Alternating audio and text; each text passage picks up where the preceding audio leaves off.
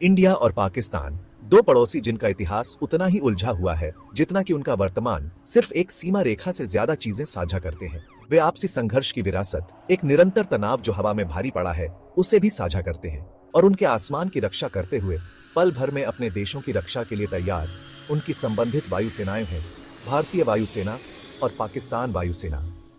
उनकी कहानियां आपस में जुड़ी हुई हैं, उनकी क्षमताएं बहुत बहस और विश्लेषण का विषय हैं। भारतीय वायुसेना, जिसकी विरासत ब्रिटिश राज के समय से चली आ रही है, एक ऐसी ताकत है जिससे इनकार नहीं किया जा सकता। इसके पास एयरक्राफ्ट का एक विशाल बेड़ा, क्षमताओं की एक विविध श्रेणी और कई संघर्षों में शामिल होने का इतिहास है। पाकिस्तान वायुसेना हालांकि आकार में छोटी है, लेकिन सोफिस्टिकेटेड इक्विपमेंट और टैक्टिकल एक्यूमेंट के संयोजन पर भरोसा करते हुए बार बार अपनी क्षमता साबित कर चुकी है।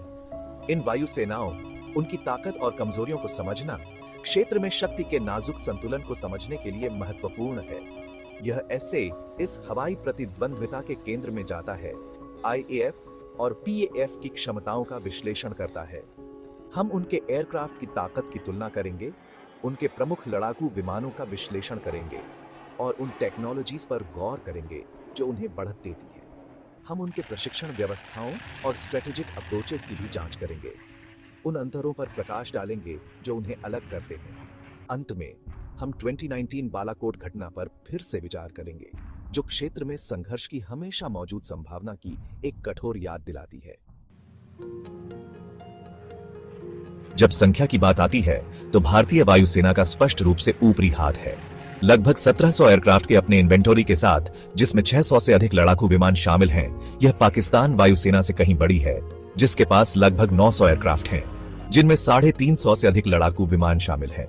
जबकि केवल संख्याएं ही आसमान में जीत की गारंटी नहीं देती हैं। वे निरंतर युद्ध अभियानों और नुकसानों को झेलने की क्षमता के मामले में एक महत्वपूर्ण लाभ प्रदान करती है। भारतीय वायुसेना का बड़ा बेड़ा इसे एयरक्राफ्ट के प्रकारों की एक विस्तृत श्रृंखला बनाए रखने की अनुमति देता है। प्रत्येक विशिष्ट भूमिकाओं और अभियानों के लिए तैयार किया गया है।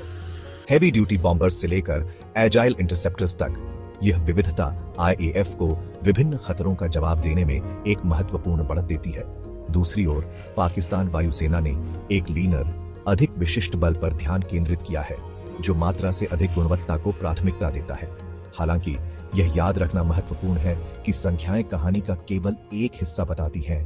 एयरक्राफ्ट की एज और सर्विसिबिलिटी, पायलटों का कौशल और उनके हथियार प्रणालियों की इफेक्टिवनेस सभी किसी भी हवाई युद्ध के परिणाम को निर्धारित करने में महत्वपूर्ण भूमिका निभाते हैं। जबकि भारतीय वायुसेना और पाकिस्तान वायुसेना दोनों ही आधुनिक और लेगेसी एयरक्राफ्ट के मिश्रण का दावा करते हैं, यह उनके फ्रंटलाइन लड़ाकू विमान हैं जो कल्पना को पकड़ते हैं और उनके हवाई कौशल की रीढ़ बनाते हैं।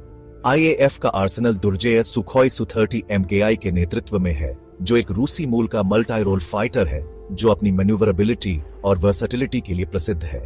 हाल ही में फ्रांसीसी निर्मित रफाले, एक 4.5 जनरेशन फाइटर जो एडवांस्ड रेडार और वेपनरी से लैस है, ने आईएएफ की क्षमताओं को और मजबूत किया है।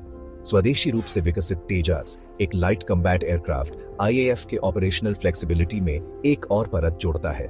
दूसरी ओर पाकिस्तान वायुसेना JF-17 थंडर पर बहुत अधिक निर्भर करती है, जो चीन के साथ संयुक्त रूप से विकसित एक हल्का मल्टी रोल फाइटर है। हालांकि रफाले या Su-30 MKI जितना तकनीकी रूप से उन्नत नहीं है, JF-17 की एजिलिटी और कॉस्ट इफेक्टिवनेस इसे कुशल पायलटों के हाथों में एक शक्तिशाली प्लेटफॉर्म बनाती है। पीएएफ अमेरिकी निर्मित F-16 भी रखता है, जो एक बैटल टेस्टेड फाइटर है जो अपनी डॉग फाइटिंग कैपेबिलिटीज के लिए प्रसिद्ध है। हाल ही में चीनी J-10C, एक आधुनिक लड़ाकू विमान जिसे एडवांस्ड रेडर और मिसाइल्स से लैस किया गया है, ने पीएएफ की क्षमताओं को और बढ़ाया है। Section 4, technological edge, radar, missiles and beyond. अपने लड़ाकू विमानों की कच्ची शक्ति से परे, आईएएफ और पीएएफ दोनों ही अत्याधुनिक टेक्नोलॉजीज को प्राप्त करने और इंटीग्रेट करने की निरंतर दौड़ में लगे हुए हैं, जो उनके पक्ष में शक्ति संतुलन को झुका सकती है। आईएएफ ने हाल के वर्षों में विशेष रूप से रेडार टेक्नोलॉजी और बियॉन्ड विजुअल रेंज मिसाइल्स के क्षेत्र में महत्वपूर्ण प्रगति की है। उदाहरण के लिए, राफाल एक advanced active electronically scanned array radar से लैस है, जो बेजोड़ सिचुएशनल अवेयरनेस और टारगेट ट्रैकिंग कैपेबिलिटीज प्रदान करता है। मीटियर एक अत्यधिक sophisticated beyond visual range air to air missile के साथ राफाले किसी भी विरोधी के लिए एक महत्वपूर्ण खतरा बन गया है। आईएएफ के Su-30 MKI बेड़े को भी AESA रेडार्स के साथ अपग्रेड किया जा रहा है और यह ब्राह्मोस सुपरसोनिक क्रूज मिसाइल को ले जाने में सक्षम है, जो 300 किलोमीटर से अधिक की रेंज वाला एक शक्तिशाली हथियार है। पीएएफ हालांकि कुछ क्षेत्रों में पिछड़ रहा है, टेक्नोलॉजिकल गैप को पाटने के लिए सक्रिय रूप से प्रयास कर रहा है। JF-17 के नवीनतम ब्लॉक 3 वेरिएंट को ESA रेडार से लैस किया जा रहा है और यह चीनी PL-15 एक long range beyond visual range missile को ले जाने में सक्षम होने की अफवाह है। PAF के F-16 हालांकि पुराने हैं, ने अपने एवियोनिक्स और वेपन सिस्टम्स को बढ़ाने के लिए अपग्रेड्स किए हैं